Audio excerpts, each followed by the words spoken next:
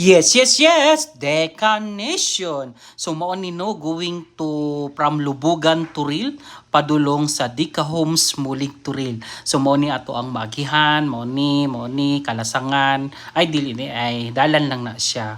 So mao na ni pasulod na ta sa subdivision ni Dika Homes Mulig to Ril. Mao na ni siya. So, mao ni ang amo ang reopen unit diri sa Dika Homes Mulig to Ril. So, syempre, swerte kay makakuha ani kay fully renovated na.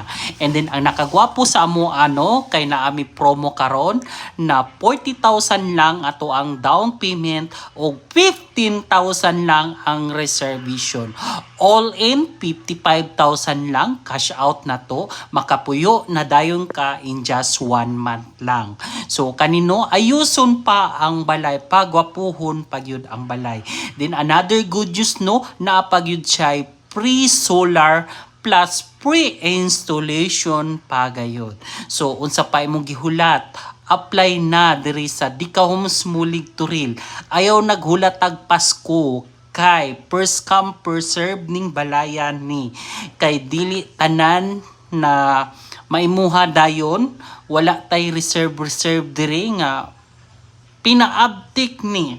So mao ni ang sulod sa ato ang unit, naka-fully tiled na, simi bag-o pagyud kaayo siya. So reopen ni no, isa lang ni kabuok nga unit.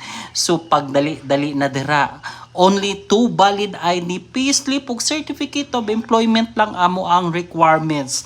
Manag-iya ka na kani nga unit. So direct message na sa amo para matabangan ka na mo.